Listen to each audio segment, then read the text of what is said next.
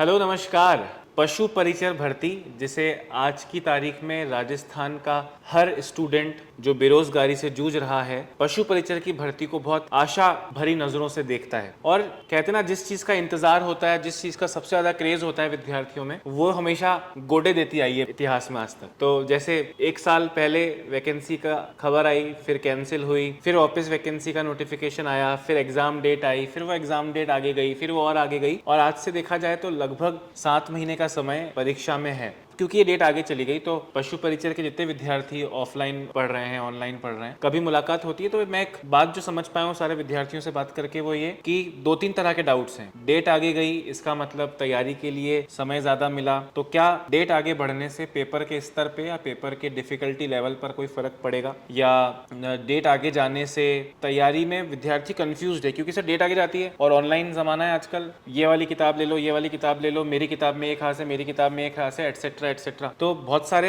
तनावों से और कंफ्यूजन से विद्यार्थी जूझ रहा है। तो क्या स्ट्रेटजी होनी चाहिए अगले 7 महीने में पशु परिचर की तैयारी करने वाले विद्यार्थियों के लिए? फिलहाल आज से क्या नया लेकर हम आए हैं और किस तरह की तैयारी से विद्यार्थी सेलेक्ट हो पाएंगे, ये सारी बात करने के लिए कह सकते हैं कि पशु परिचर में जो सबसे इम्पोर्टेंट हिस्सा है, 30% जो पशुपालन से जुड़ा है, एनिमल हस्बेंड्री से जुड़ा है, उस पर हम चर्चा करेंगे। हमारे साथ में रामचंद्र सर हैं। कई महीनों से उत्कर्ष के ऑफलाइन और ऑनलाइन बैचेज में सर ने धूम मचाई है।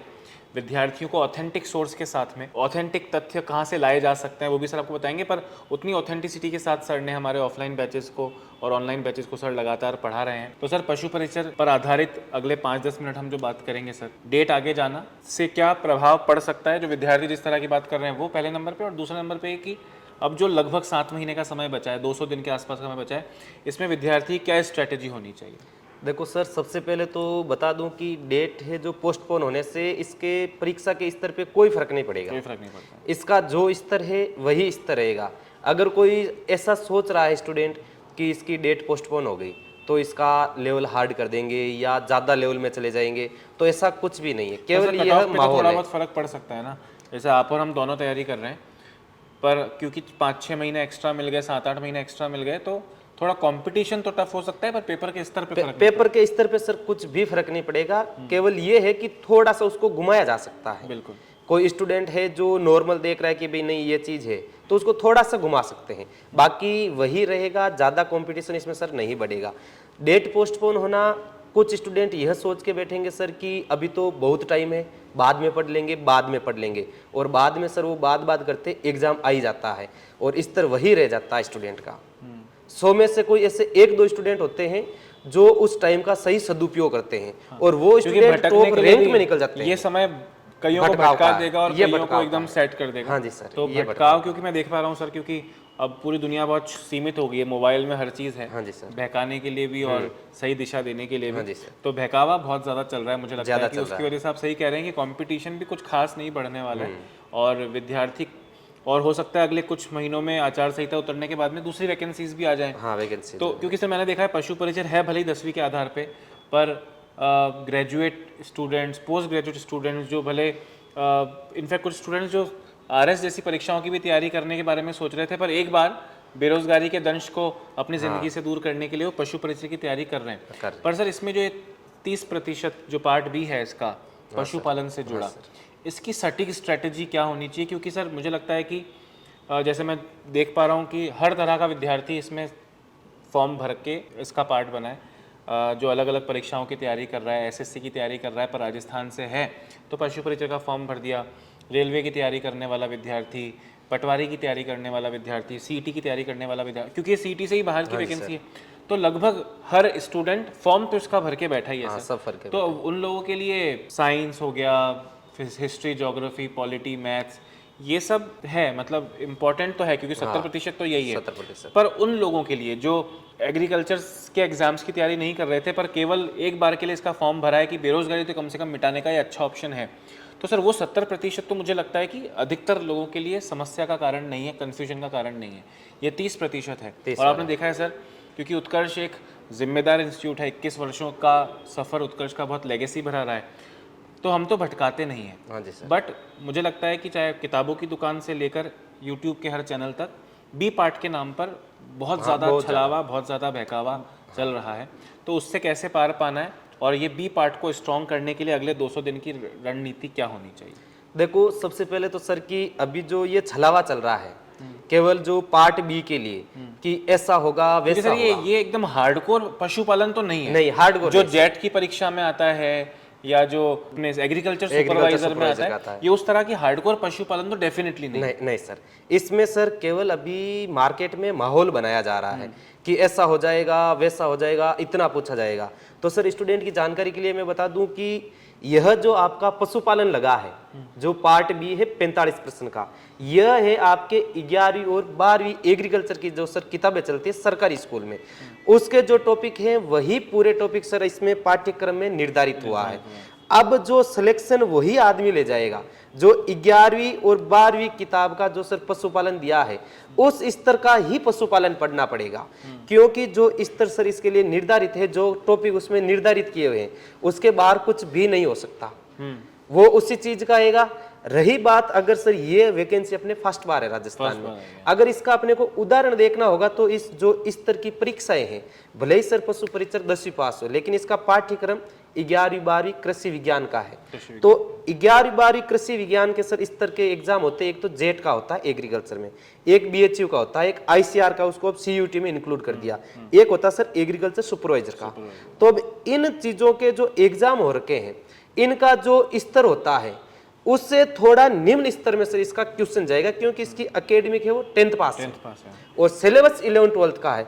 तो वही लड़का सर आगे निकलेगा, वही जो फायदे में रहेगा जो NCERT सरकारी किताबों से चलेगा और वो सिलेक्शन ले जाएगा। भले मार्केट में सर कुछ भी छलावा चल रहा हो, वो छलावा केवल माहौल बनाने के लिए है और स्टूडेंट को इससे भ्रमित नहीं होना है। तो सर जो विद्यार्थी भ्रमित ना हो इसके लिए हम क्या करने वाले हैं, आपकी जो उत्कर्ष एग्रीकल्चर क्लासेस वाला YouTube चैनल है उस पर तो आपकी काफ़ी लंबे समय से क्लास चल रही है। हाँ जी सर। तो इस अपने उत्कर्ष क्लासेस का जो ये मुख्य YouTube चैनल है, इस पर हमारी क्या रणनीति होने वाली है? हम विद्यार्थियों को इस भटकावे से दूर और ऑथेंटिक चीज़ें पढ़ाने के लिए हम क्या करने वाले हैं? सर इसके लिए आज से ही पालनहार सीरीज शुरू हो रही है।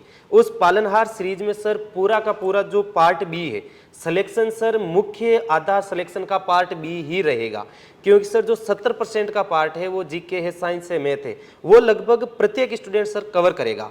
और ये पार्ट जो बी है यह ज़्यादा आसानी केवल जो एग्रीकल्चर से जुड़ा हुआ स्टूडेंट है उसको सर यह हार्ड नहीं पड़ेगा, लेकिन एग्रीकल्चर के स्टूडेंट सर राजस्थान में ओवरऑल 3 लाख लगभग ही स्टूडेंट है सर, क्योंकि इसका अभी 12th पास का एक एग्रीकल्चर सुपरवाइजर एग्जाम हुआ था, उसमें 1,50,000 ही फॉर्म भरे गए थे। तो इस बार सीट कम थी तो हो सकता है कि 50-60 ने कम भरा हो, तो लगभग 50-60 इस साल जो पास होके निकले हैं।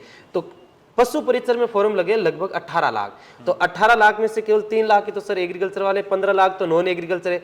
अब सर वो स्टूडेंट है जो भ्रमित होंगे, तो उन स्टूडेंट को भ्रमित होने से बचाने के लिए उत्कर्ष क्लासेज के मेन यूट्यूब चैनल पर सर आज से शुरू हो रही पालनहार सीरीज, उसमें सर मैं स्टूडेंट को यह बताऊंगा कि पढ़ना कैसे। जो NCERT 11वीं 12वीं किताबें होती है उनके द्वारा विथ ऑथेंटिसिटी के साथ, जो थ्योरी प्लस विथ उसके MCQ, और MCQ भी सर साथ में अलग से ऐसे सॉल्यूशन होगा कि जो 11वीं 12वीं एग्जाम के हो रखे हैं, जो भी एग्जाम, उनके सारे उस टॉपिक के कैसे क्वेश्चन पूछे गए थे उनका भी सारा सर निचोड़ करवाएंगे, ताकि स्टूडेंट को पता चलेगा कैसा होता है, क्यों हो रहा है। बिल्कुल दोस्तों, तो ये सब गुणों के साथ पशु परिचर की एनिमल हस्बेंड्री यानी पशुपालन के लिए सर आज से ला रहे हैं पालनहार सीरीज आपके अपने उत्कर्ष क्लासेस यूट्यूब चैनल पर। सर टाइम नहीं बताया विद्यार्थियों को। टाइम सर शाम 6 बजे, शाम 6 बजे।